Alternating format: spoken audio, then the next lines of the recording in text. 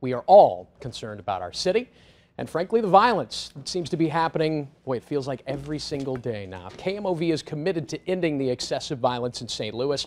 Part of that commitment is to talk about what's happening in our community in hopes of spurring some change. Joining us now in the studio, James Clark from Better Family Life and Erica Jones, pardon me, who has a heartbreaking but very important story to share with us and to share with the folks at home this morning. James, Erica, thank you so much for being here. Thanks for having me. Thank you. Erica, first of all, I mean, I don't have words to express my condolence and to express my amazement that you are strong enough to be here to talk about what's happened to your family in the last week, couple of weeks. Just to catch everybody up at home, Erica's daughter, Whitney, was shot and killed a short time ago. Erica feels it is crucial to tell her story, to share her story, in the hopes that it might help other people. Amazing that you're here this morning, and I give you the floor. I want to hear Whitney's story. If you knew Whitney, went to school with her, worked with her, was in any type of a room atmosphere with her, first thing you would see is her smile. You could not miss it. It was infectious, like a cancer. The main thing she wanted to do was make sure that she provided for her son. She didn't want to wait around and, wait for money to come in. She wanted to make sure that, he got the best education there was, and she was able to be an example to him. She graduated from Beaumont High School, go Blue Jackets, that's her favorite saying. She was going to Vatterott to become a nurse. So for this to happen to our family, it was a devastating blow. We were not even in the least remotely expecting this to happen. You weren't worried about her. She was a good kid. So what is it that happened to her exactly? Whitney was going to see a friend to pick up some money to get her son some school uniforms. In the process, she found out the friend's birthday was going on that day too as well. She was there. My daughter, who was 20 years old, also came and met up with her. They were meeting together. At that time, this young man did not tell them that he had altercations with anyone. We didn't know it. We just thought it was just a regular, a regular night. Her son was with her. They were outside talking. Whitney called her friend, who was also killed with her, which is Devin Fletcher. He was there. He came to speak to Whitney. At that time, the young man went in the house and came back out. My other daughter, who was there, was talking with him. She walked to the front of the car, and next thing you know, she said she turned around, she just heard all gunshots.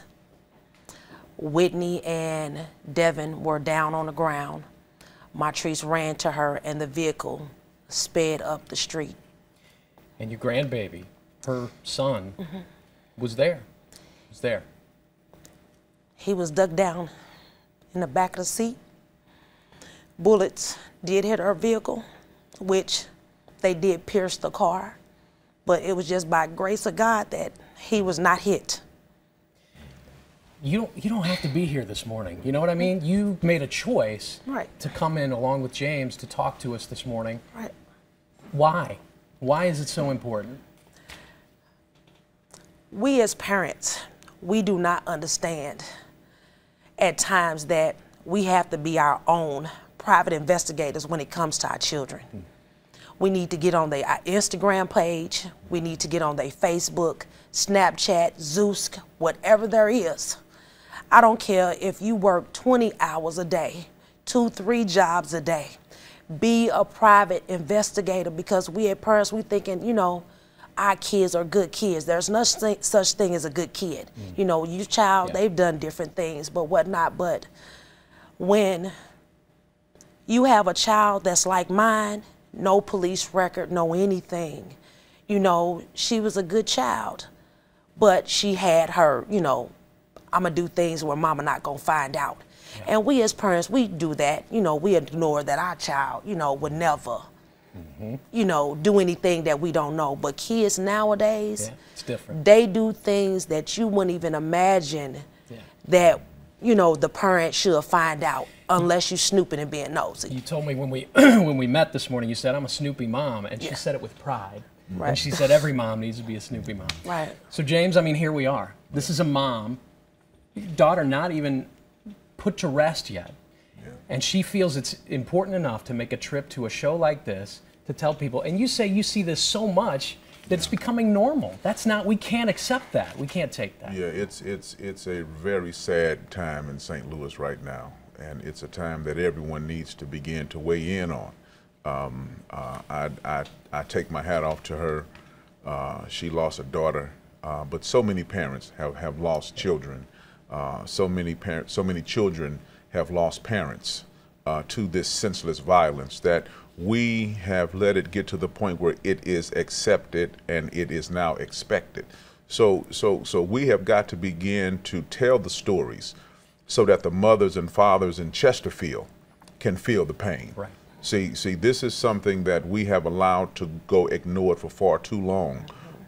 Whitney is the victim of an environment, a culture in which gun violence and crime and other mayhem is ignored and has become a part of daily life. So we've now got to begin to do neighborhood outreach so that young men have other things to occupy their time and they're not so quick to pick up a gun. So what we see going on is it is the total result of us not investing in the human capital in our more challenged neighborhoods. And to walk the walk, that's what your organization, Better Family Life, that's a part of its mission, right? How are you able to help folks like Erica, or best case scenario, folks like Whitney and the guys she was hanging around with before a tragedy like this even strikes? Well, we support families, and we support families, and we encourage parents to be involved in their child's life.